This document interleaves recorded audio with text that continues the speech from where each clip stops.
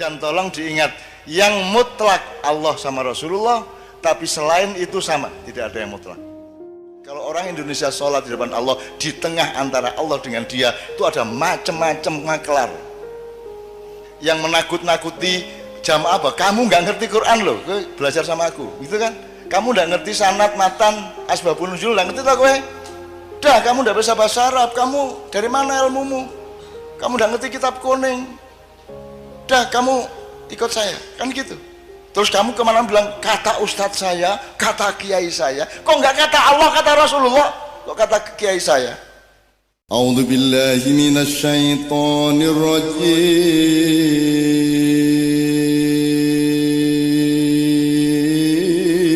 Akademis ya, modern. Kalau Anda suatu hari ke Makassar, Anda ke universitas, ke IAIN, UIN sekarang ya, saya apa namanya kalau di sana ya, Alauddin. Anda cari di perpustakaan ada penelitian seorang dokter, saya lupa namanya, tapi itu teman saya zaman dulu, tahun 70-an, 80-an. Dia meneliti bahwa yang Malidun Yaka itu hadis palsu. Jadi itu bukan hadis. Palsu atau tidak, mutawatir atau sahih atau dhaif dan seterusnya, itu kan soal metodologi barangnya itu, teksnya itu. Sekarang andaikan Anda tidak tahu ini sahih apa tidak, Anda kan harus berdaulat juga secara pikiran Anda. Coba Anda pikirin, i'mal lidunyaka ka'annaka ta'ishu abada. Hiduplah untuk duniamu seakan bekerjalah untuk duniamu seakan kamu hidup selama-lamanya. Ini kan kapitalisme maniak gitu. Ini ultra kapitalis, tidak hanya liberal, ini ultra kapitalis. Kapitalis pol ini. Tidak mungkin Islam Rasulullah menganjurkan seperti itu. Tidak mungkin. Jadi kita berapa aja nggak cukup, Mas. Wong hidup selamanya kok. Badi piroy nggak cukup. Punya deposit berapapun nggak cukup. Punya modal berapapun nggak cukup kan. Jadi tidak mungkin Islam seperti itu. Nomor 2, wa amal li akhiratika ka'annaka tamutu ghadan. Siapa, di ayat mana Allah mengatakan besok kamu mati? Kamu baca, kamu browsing aja di Al-Quran ya, search ya, mati gitu aja, mati atau hidup. Allah mengatakan, kenapa sih kamu itu kok ngeyel sama saya? Kan dulunya kamu mati, kemudian saya hidupkan, kemudian saya matikan lagi, kemudian saya hidupkan lagi.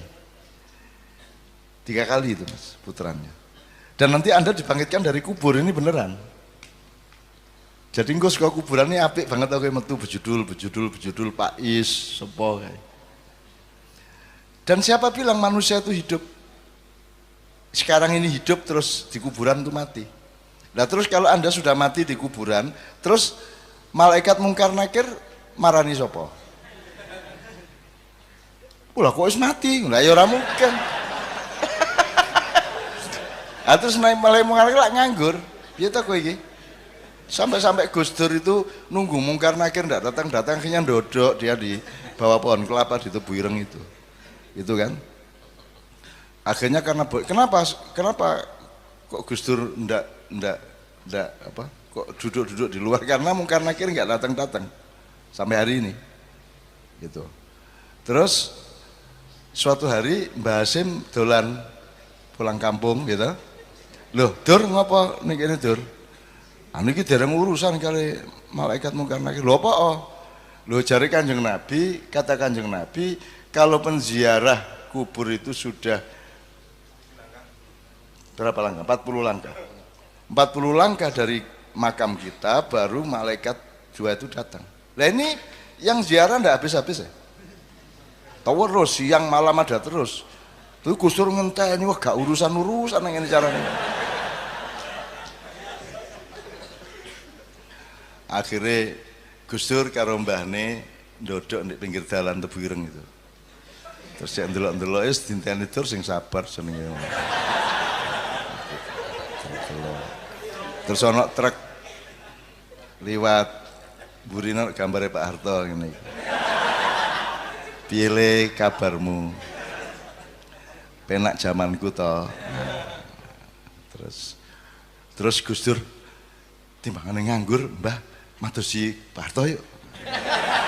akhirnya sepakat mereka berdua cari Pak Harto, terbang bersama dolei Pak Harto lagi wiritan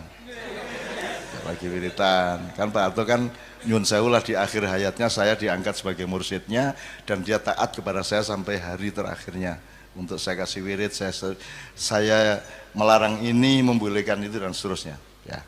Tuh. Terus Pak Harto kaget, wiritannya loh enten napa niki Pak Yai, loh Mas Dur kok ampun temriki jenengan,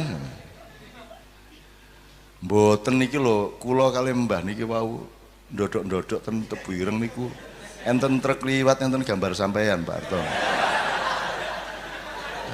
Lho apa ya jare Pak Harto, kaget ya Pak Harto kan ora seneng dolan to ya, ora tau rene-rene ora tau. Tertib Pak Harto itu, tertib. Lho napa nggih to Mas Dur? Lho nggih niku pokoke rakyat Indonesia niku kangen kali sampean. Mulane truk-truk niku ditulisi ngoten niku, piye kabar mulai penak zamanku to. Terus Pak Harto malu-malu kucing gitu. Terus nyun sewu Mas Dur, nek pendapat jenengan niku sing tulisan ten truk niku leres napa pripun? Mosok penak zaman kula. Terus Gus Dur, wong nggih. Penak zaman Pak Harto mbakane sakniki niki. Ah zaman Pak Harto niku Pak Harto mung setunggal jare Gus Dur. Sakniki sedaya Pak Harto. Ngono ceritanya. Kembali ke mungkar nakir tadi. Mas, ndak bisa Mas, Anda tuh ndak cari akhirat tuh ya bodoh. Lah kus bar kuwi njur nang ndi ku wong kuwi gelem ora gelem mlebu akhirat Kok kowe kok kowe dari Semarang ke Jakarta kok milih Pekalongan po Jakarta? Wis kowe nang Jakarta Pekalongan ya entuk kok. Kan begitu. Kenapa dunia ini bagian dari yang disebut akhirat. Jadi itu kan kata itu tidak bisa menggambarkan realitas. Piye kok ngene? Apa wis? Iki lho. Ngene kok disebut ndas iki karepe piye? Kok ndas iki piye? Kok ndas? Piye tok kok iki disebut asbak iki piye? Alasannya apa kok disebut asbak? Jadi kowe aja tertipu karo kata asbak. Iki mung kesepakatan. Nek mbiyen iki diarani tampah ngono ya. Ya tampah. Itu soal kesepakatan. Jadi kata dunia akhirat itu komprominya Allah menggunakan bahasa manusia. Gitu loh. Itu bukan kok iki dunia iki akhirat, enggak. Semua itu satu kehidupan di mana bagian awal perjalananmu dunia, kemudian terusnya adalah akhirat. Semua di dalam satu kesatuan. Jadi tidak ada dikotomi dunia akhirat aslinya. Kalau ada Rabbana atina fid dunya hasanah itu kan istilah gitu ya, idiom, itu idiom namanya. Idiom itu kayak Anda bukan sastrawan sih, kadang-kadang orang sekarang itu misalnya gini, gadis itu wajahnya seperti rembulan, nek sastra ngomong iki wis saiki ndelok pelukis gambar cah wedok raine bulan. Ayo ora kuwi lah ya ora to Mas. Nek kowe berhenti pada materi rembulan, itu namanya wah kayak anu ya apa jenenge, kayak Sri Kembang, sing kono kayak Sri Gunung misalnya gitu. Itu istilah gitu ya. Jadi Anda jangan tertipu oleh kata ya. Jadi dunia akhirat itu sekali lagi di dalam Islam, dunia menentukan akhirat ya akhirat ditentukan oleh dunia. Dan Anda itu jangan rumangsamu pilihan. Kamu mau milih dunia apa akhirat? Milih piye? Rumangsamu terus baru kowe mati njur leren ngono, pensiun. Bagaimana? Kamu mau ndak mau akan ke surga atau ke neraka? Nah, kamu ke surga atau neraka, kamu diberi kesempatan ujian 60, 70, 80 tahun ini gitu loh. Kamu nggak bisa mengelak, wes mesti kudu terus kowe. Jadi bukan pilihan soal dunia atau akhirat. Mau ndak mau kamu. Ya kalau kamu mau pergi dari Semarang, asal ndak mau Semarang pindah ke Jogja. Aku ndak suka di Jawa pindah Kalimantan. Aku ndak suka di Indonesia pindah Malaysia. Aku ndak suka di dunia pindah Mars. Aku tidak suka di alam semesta, cari alam yang lain, cari ruang gitu ya. Tapi kalau akhirat itu satu-satunya tempat kita. Karep kos ning ndi kowe nek ora gelem melu nang akhirat. Gelem ora gelem, mbangane kowe sok-sok ning kono kapiran, bingung dhewe kae, waduh. Wis jadi bingung kowe. Ya mending mulai sekarang kamu mengakhiratkan setiap perilakumu, apapun yang kamu miliki, dari jasadmu, rezekimu, uangmu, rumahmu, lingkunganmu, semua kamu cari dimensi atau potensi akhiratnya dan produktivitas akhiratnya, gitu ya Dek ya. Oke, ini yang wabtaghi fima atakallah. Jadi itu saya secara akal pikiran mengatakan tidak mungkin Islam berpikiran seperti itu. Tapi wong Islam kia ada kecenderungan tidak percaya diri. Jadi misalnya men sana ingkor parisano, saya di pesantren dulu diajarin al-aqlus salim fil jismis salim. Terus karena bahasa Arab kita pikir itu prinsip Islam. Badan yang sehat terletak di dalam akal yang sehat terletak di dalam jiwa yang sehat, di dalam badan yang sehat. Benar apa salah gue Mas? Kalau setahu saya nilai Islam yang saya kenal men sano incorpore sana, bukan men sana incorpore sana. Al jismus salim fil aqlis salim. Badan yang sehat itu produk dari jiwa yang sehat. Tapi nek badan mutok sing sehat, produknya gurung karuan jiwa yang sehat. Semua koruptor itu paling pol sakitnya nabrak tiang listrik. Dia sehat walafiat, kan gitu. Itu ya Mas ya. Jadi kita sering pakai cara berpikir sekuler. Itu tadi kan sekularisme itu, memisahkan dunia akhirat itu sekularisme yang diterjemahkan memisahkan agama dan negara, memisahkan agama dan budaya gitu-gitu. Jadi semua pejuang Islam sekarang itu punya kecenderungan sekuler yang luar biasa. Dan itu karena tidak pakai akal gitu. Ya wis rapopo, itu rapopo. Saya yakin sekarang ini kan saya mengistilahkan ada 3C nih kecenderungan zaman ini. C kuwi siji, ciut. Ya cara berpikirnya, ya mentalnya, ya hatine, uripe ciut. Nomor loro cekak. Cekak itu pendek, cendak. Ora dawa, ora memanjang, ora mencakrawala. Nomor telu cetek, dangkal. Dan saya tidak akan sedih karena itu, karena saya yakin kepada sunnatullah, ikan yang hidup di air dangkal pasti tidak kerasan. Dia akan cari sungai yang airnya dalam. Ya, binatang yang hidup di kandang yang sangat sempit, dia tidak akan kerasan, dia akan memberontak, dia akan keluar dari kandang itu dan mencari alam yang luas, betul enggak? Siji meneh cekak. Mosok kamu ngene-ngene tok ae. Pengajian biyen meningkatkan iman dan takwa, iman dan takwa, iman dan takwa. Mosok saiki iki adzan ora berdaulat. Coba baca tilawah Quran Mas. Shadaqallahul adzim, terus dengan nama Allah yang maha pengasih lagi penyayang. Ngono toh? Dipikir kalau baca tilawah mesti gitu loh. Dia tidak berdaulat. Adzan wae kan jane sing ngarani adzan kudu nganggo lagu iki sapa? Sing ngongkon iki sapa? Adzan kudu nganggo lagu. Nek jan nganggo lagu mbok kowe gawe lagu dhewe ben kowe sing adzan. Sing saiki sing lagu apa sing terakhir? Allah Akbar Allah. Ngene lho. Ya. Semua masjid. Kowe iki adzan wae ora iso dhewe, niru. Mbok gawe dhewe, kalau di Jombang bikin sendiri. Sekeluarnya wong itu hatinya kok. Adzan itu kan cuma untuk ngandani mpun maghrib lak ngono to jane. Aku tambah yang Muzamil, kalau ndak ada adzan dosa ndak? Tidak dosa. Ndak dosa. Dadi kowe sesuk mulai nang masjidmu ning kampung ya. Maghrib. Monggo. Entuk ora? Boleh ndak? Boleh, kenapa tidak? Kenapa orang itu tidak ngerti bedanya wajib, sunat, halal, mubarang, ngerti gitu loh. Kuwi ora apa-apa, ngono tok ya ora apa-apa. Terus nek kowe adzan iso Allahu Akbar. Allahu Akbar. Ngono ya entuk. Sing ngarani kudu nganggo lagu iki kiai sopo gitu loh. Ngono iki ora ngerti patrape gitu loh. Jadi mbok yang berdaulat gitu loh. Pak Muzamil ini pernah adzan jam 11 malam. Kampungnya ribut. Padahal santri-santrinya dia itu habis acara sampai jam 11 sehingga sholatnya habis jam 11. Sebelum sholat Pak Muzamil adzan supaya santri tahu bahwa sekarang kita akan sholat bersama di masjid. Ento ora jam 11 bengi sholat isya. Ento ora ngandani sholat isya jam 11 bengi adzan.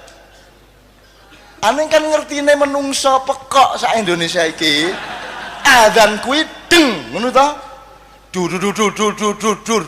Dur Allahu Akbar ngono kita. Lah kuwi 5 menit meneh ya entuk kaya. Ora adzan ya entuk. Ngopo to kowe iki? Barang sing ora penting kowe mengikat-ikat diri, barang sing prinsip kowe melepaskan diri dan memberontak. Piye ta uripmu kok kualik kaya ngene iki? Ya Mas. Ora adzan ya entuk kok. Dulur-dulur pun maghrib lho, entuk. Ayo kae sing mancing kae gek wis. Entuk ora? Entuk ora ngono Mas? Boleh. Belum lagi saiki masjid saya oke. Di satu RW ada 2 masjid. Kadang RT sebelahnya lagi ada masjid. Adzan bareng ning ora iso seragam to Mas. Allahu Akbar, Allahu Akbar, Allahu Akbar, Allahu Akbar. Wah, bol. Ngapa to kok ora digilir? Dina Senin adzane masjid A, Selasa B, entuk. Wong ya padha krungune. Tur wong saiki iki ora bodho, duwe jam kabeh. Tur mripate ngerti nek iki wis surup, oh wis mayahe maghrib, ora ana jam ya ngerti, ora ana adzan ya ngerti nek wis maghrib. Kan gitu. Ngopo to wong Indonesia iki? Kok ora maju-maju teke iki lho. Iya Mas ya, oke. Oke, sekarang saya pindah ke yang ditanyakan tadi mursyid. Saya tanya sama Anda, biasanya orang yang mengikuti thariqat itu menentukan siapa mursyidnya ataukah mursyidnya memperkenalkan diri sebagai mursyid? Dia sudah tahu kriteria mursyid itu apa? Dia sudah cek, dia betul-betul layak disebut mursyid. Iya, benar. Benar ini, ya kalau benar alhamdulillah ya. Jadi bukan mursyid datang terus ayo gini thariqat. Tapi wonge kae lho mursyid ngono. Nah mursyidnya gelem ora dimursyidke? Gelem. Kok kendel to dadi mursyid? Ngene aku takon. Ini pertanyaan kedua. Nanti kalau Anda ikut thariqat, misalnya ini kita 10 orang thariqat mursyid Pak Muzamil. Misalnya ya. Pak Muzamil, nanti saya di akhirat ditolong loh. Kan sampean sudah mursyid saya. Bisa nggak Pak Muzamil menolong saya? Tidak bisa.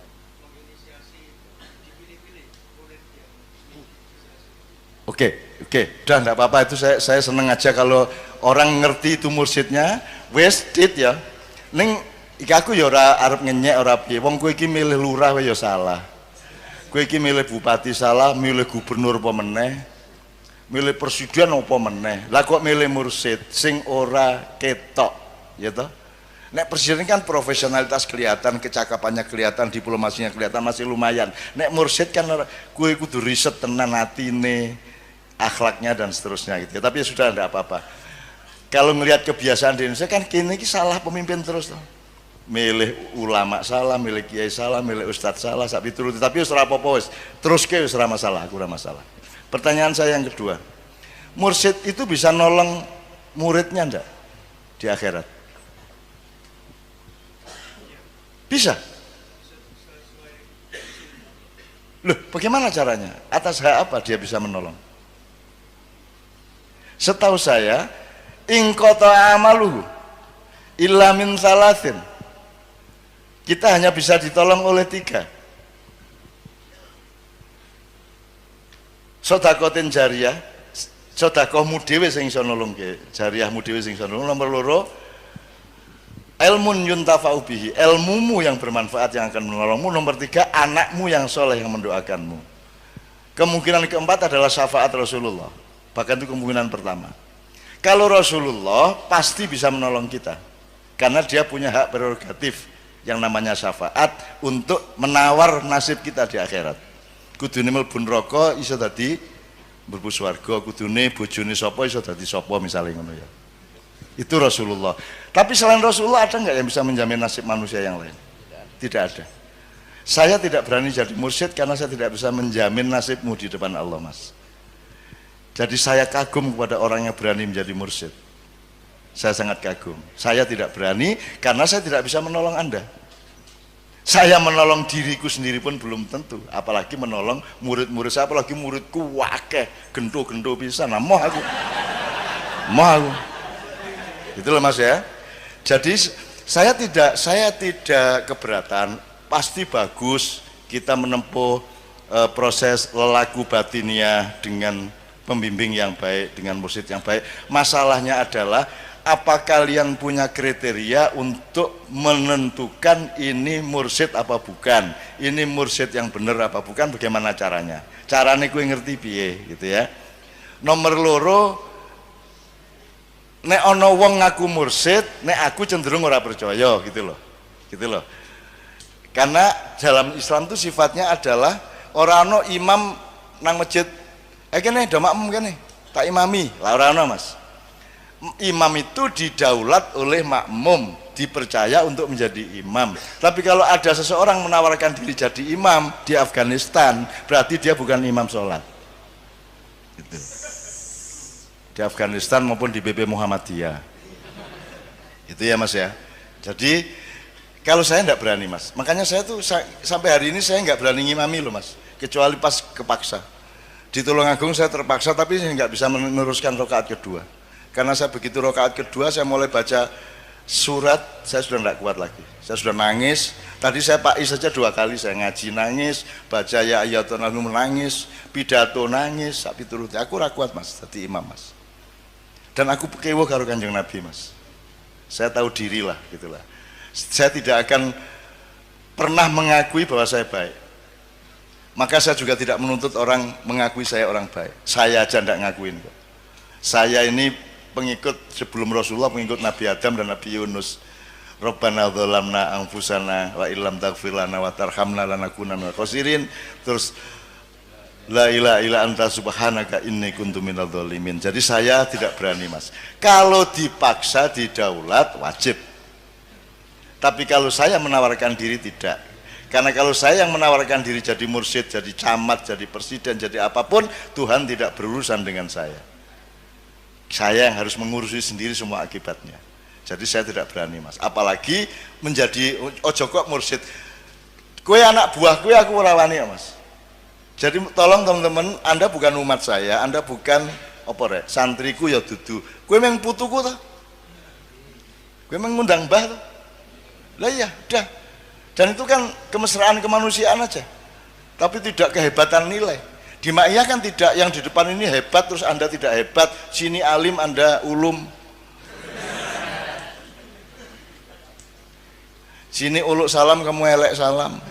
Enggak ada. Di sini kita sama-sama belajar dan tolong diingat, yang mutlak Allah sama Rasulullah, tapi selain itu sama, tidak ada yang mutlak.